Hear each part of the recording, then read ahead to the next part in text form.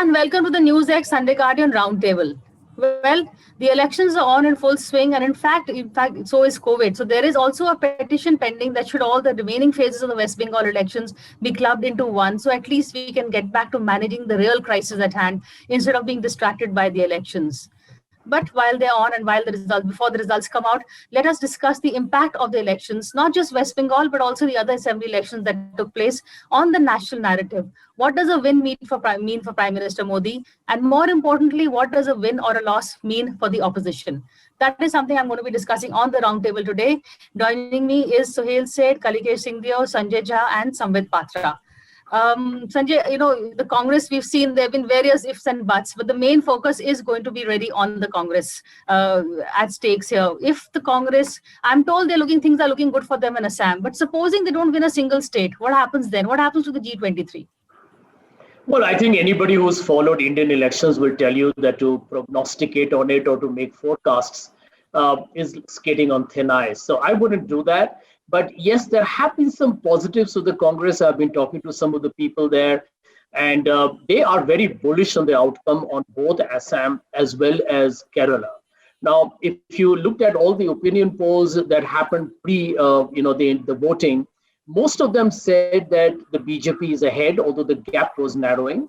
And secondly, in Kerala, the LDF was distinctly ahead because of Mr. Vijayan's his whole political personality and he's called Modi in a mundu, by the way. Yeah, that's what he's called. And the fact that he handled the COVID well, and a lot of people generally see him as somebody more reliable. And I don't want to get into the whole vote bank issue between the CPM and the left.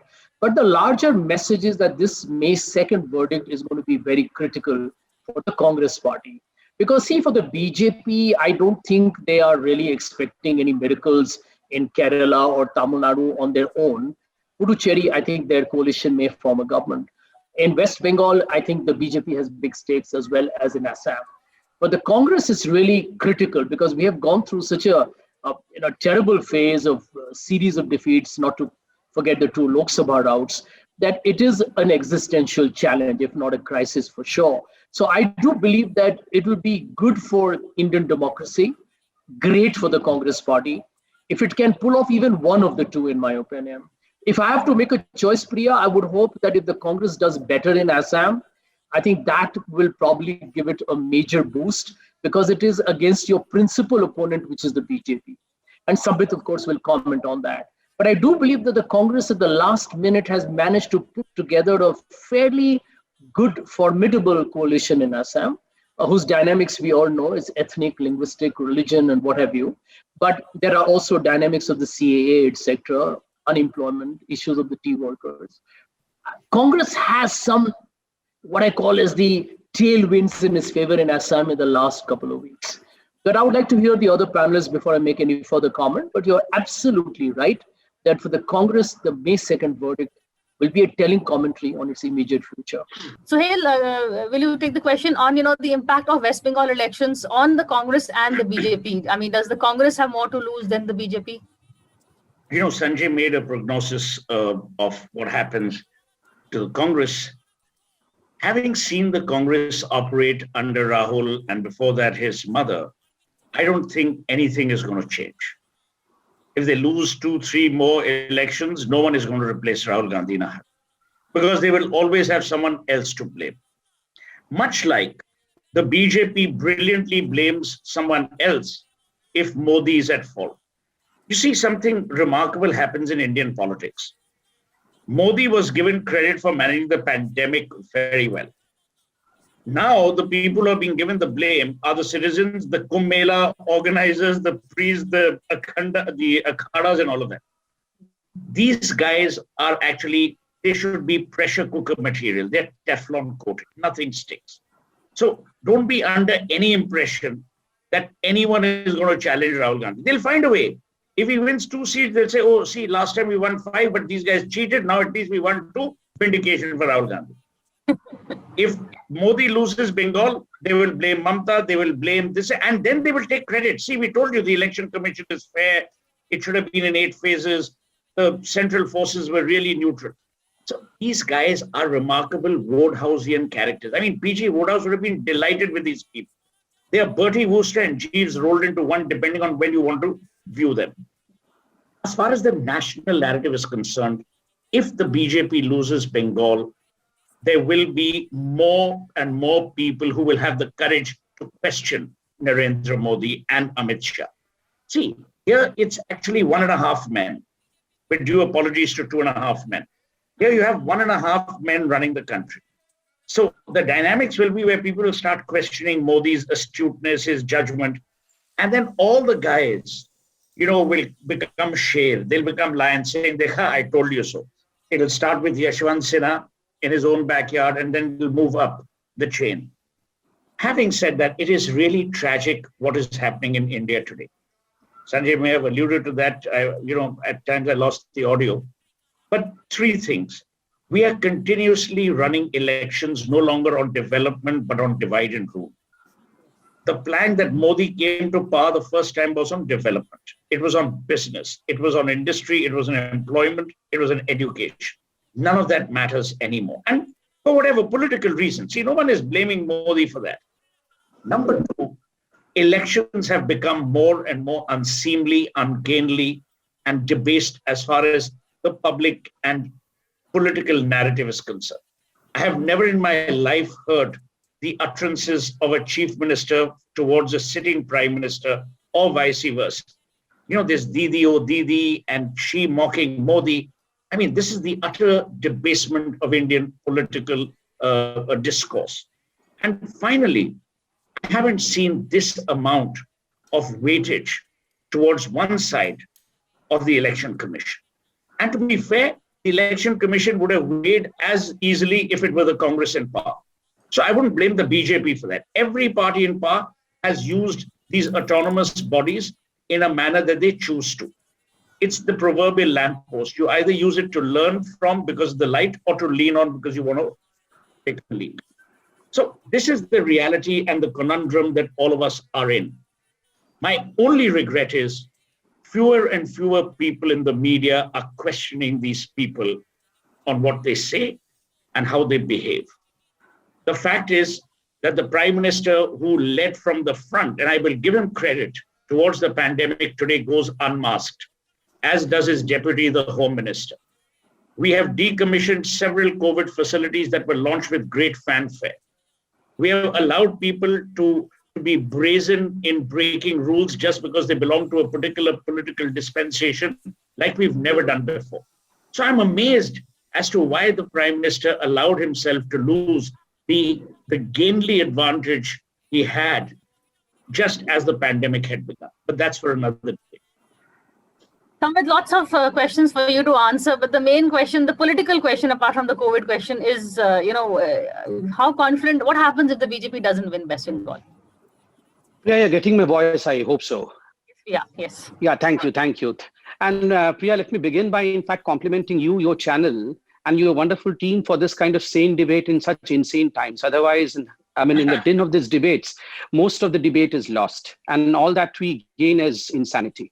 Thank you, Priya. But as far as Bengal is concerned, I firmly believe Bengal can never be lost in scenario of Bharatiya Janata Party, because remember, this is a state we began with 2% of vote share, gradually climbed to 4%, from 4% to 10%. And from 10%, we are heading towards almost 50 to 51% of vote share. So in fact, it is a win-win situation as far as Bharatiya Janata Party is concerned. Most of the surveys show that Bharatiya Janata Party is comfortably forming a government in West Bengal. Personally, also, I have been in West Bengal for last 1 month, and I believe the groundswell speaks a lot for the Bharatiya Janata Party. But the 5 big takeaways as far as these elections in 5 states are concerned is thus. Number 1, I firmly believe that the proverbial saying that I am possible, impossible means I am possible, is something which the Bharatiya Janata Party has shown in these elections. Remember, no one would have thought about a couple of months ago or 6 months down the line that Bharatiya Janata Party would ever contest seriously the West Bengal elections. We had only 3 seats in 2016. From 3 seats, we are the center of the discussion today as to whether we are forming the government or not. This is a long way that we have traveled, and thanks to the kind of mechanism that our Prime Minister and Amit Shah have developed. Secondly, I believe this is the time of fall of the alliance.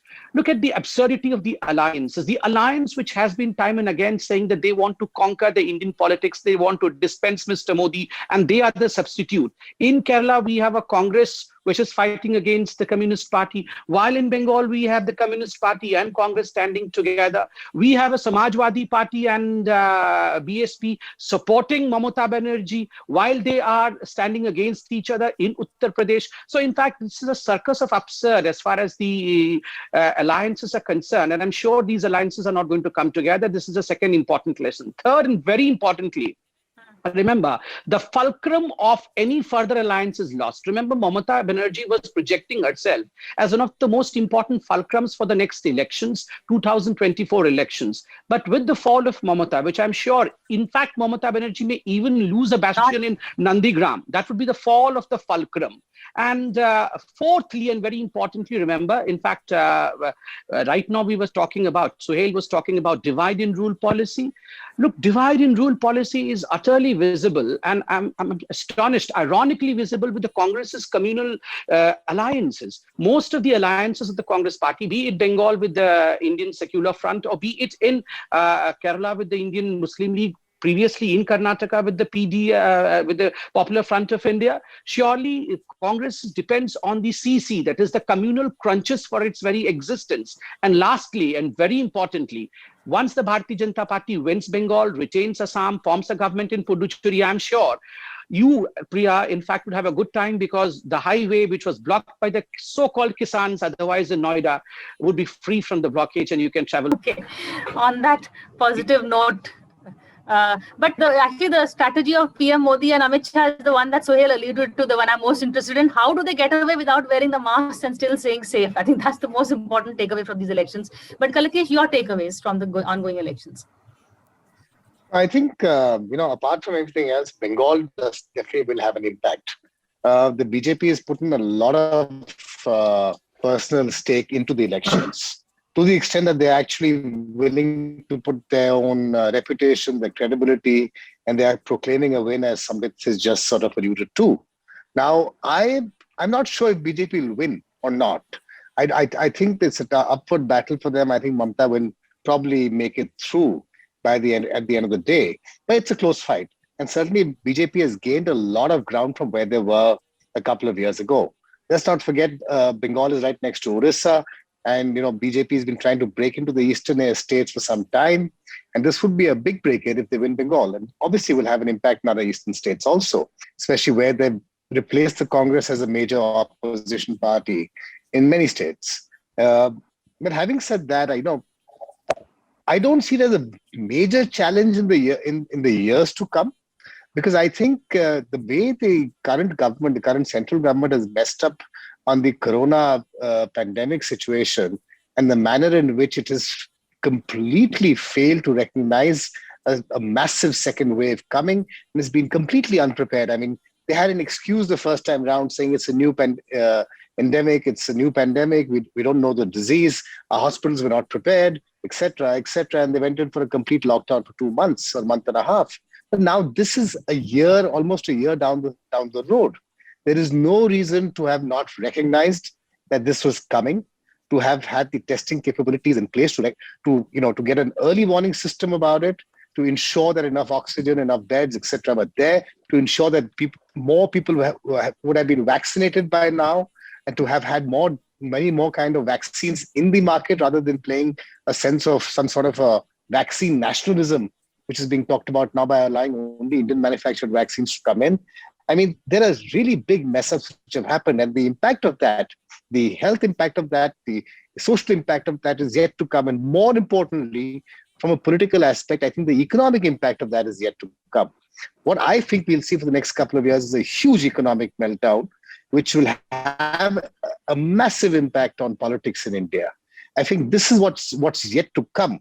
And I don't see how this government I don't see enough thought behind this particular aspect of the entire situation, which this government is giving enough attribute to. So therefore, even if it does win Bengal, or even if it comes close to being a winner Bengal or a close number 2, I think there will be some limited political impact. But in the long run, I think the the mishandling and the ineptitude of the central government and the way it's handling the pandemic, as well as the economic situation, will have a huge negative fallout.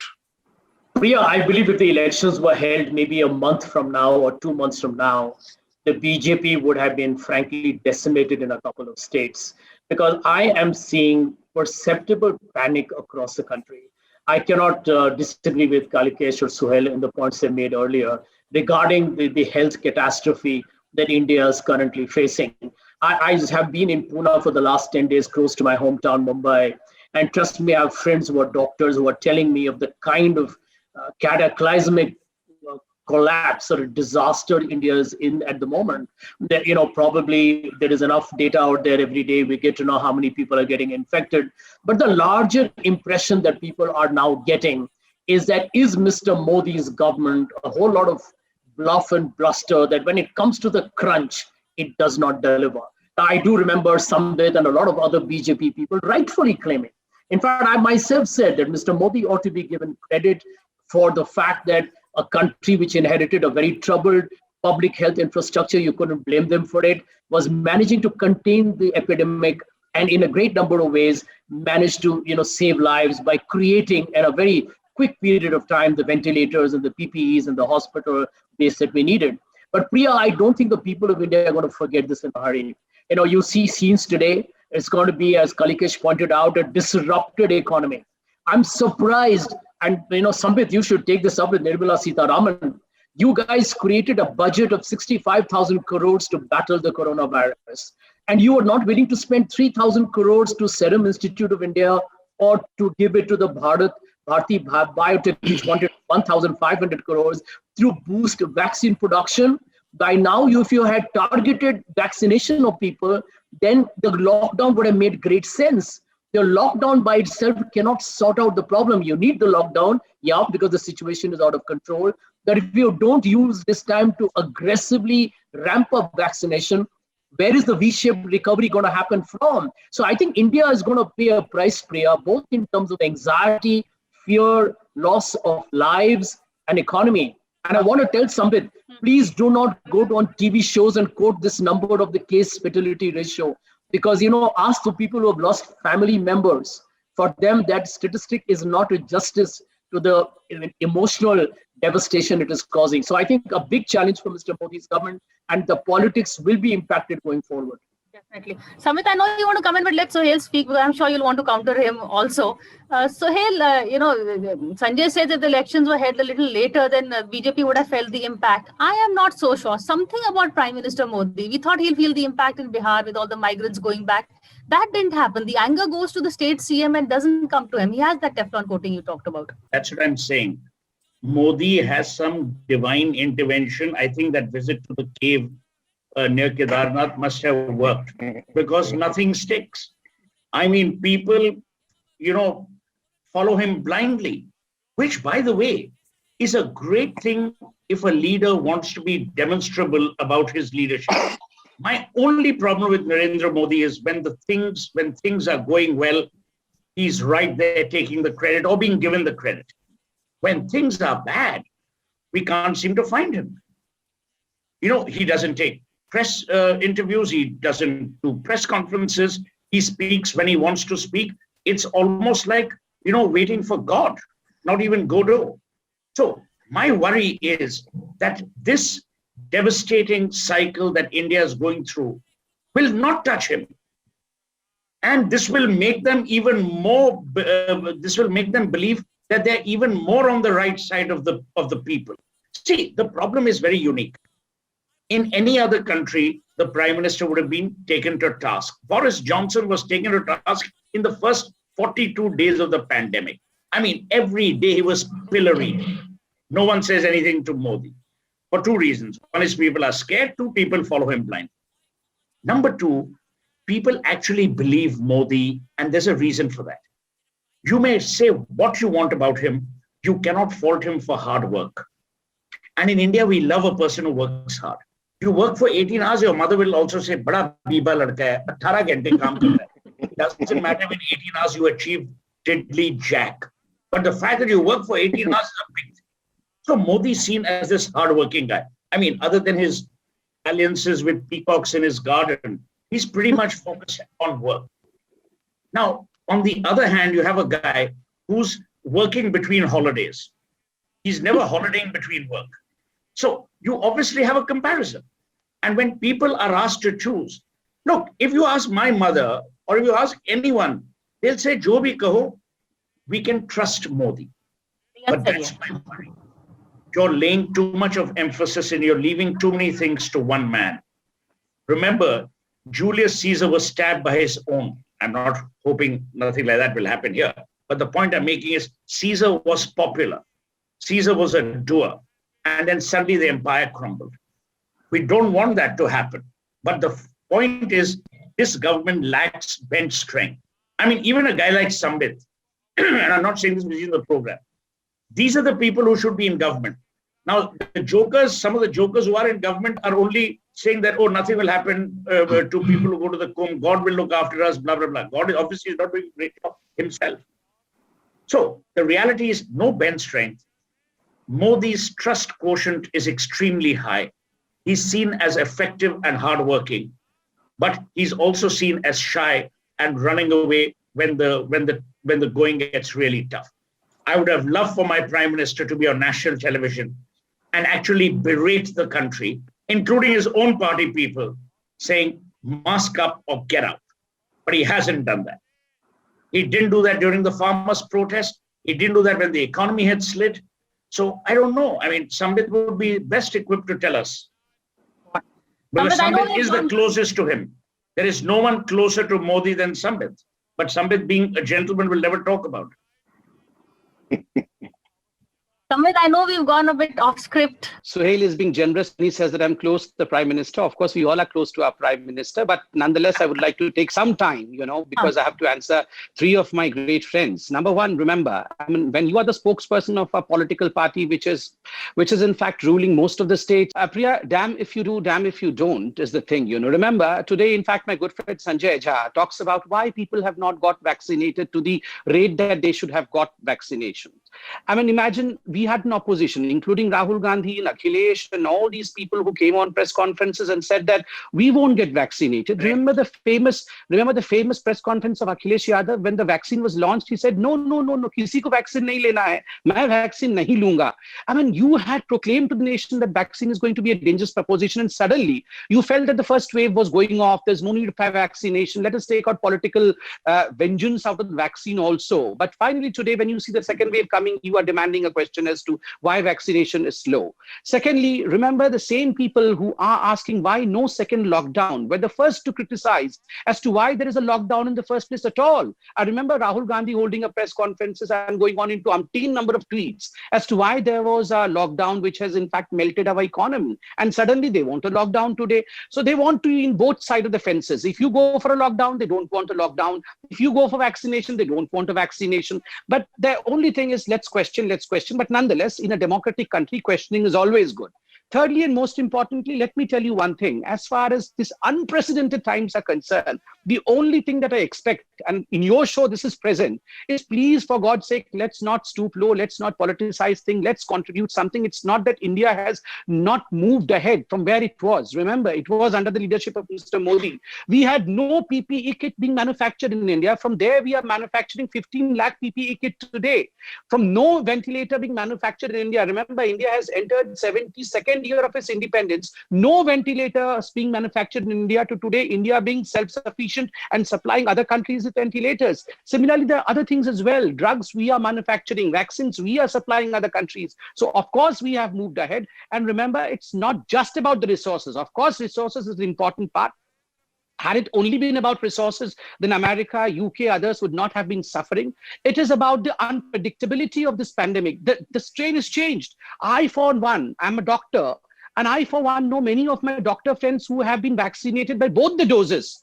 I mean, either from Covishield or from Covaxin, but they have been infected yet again. So the unpredictable nature of this pandemic is something which, it's not about politicians alone. It's about all of us coming together. And let me answer the last question. Modi ji and Amit Shah ji taking off their mask once in a while they address the rallies or in the roadshow, you would be, because I know as to how it functions. All of us who go to the stage, all of those people who are on the stage and in a close vicinity, all of them are tested one night prior to the event. So all of them who are there on the dais presently, where the rally is being held or the roadshow is being held, are negative. And that's the reason as to why these precautions are taken. And only with these precautions in hand, they have the leisure to take off their mask for a while. Sambit, can you give me the name of that? Can you give me the name of that laboratory? Because in Delhi, they're taking 48 to 72 hours to give us a test report. If you guys are getting it overnight, then I need to either worry about the test or worry about what influence you have over the lab. I'll surely WhatsApp you. I'll WhatsApp. And by the way, is that Prabhu Chawla's statue behind you? No. Suhail, my. You stole my line now, Suhail. I was going to make a jab at the statue and submit. Okay, back to the topic at hand. Kalikesh, you put us off track first, and now you bring us back on track. Kalikesh, final word to you. Look, Sambit said many things, but he still hasn't answered in a clear manner the question we were asking. The question we were asking is not, how many PPE kits are being made today or how many ventilators are being made in India today.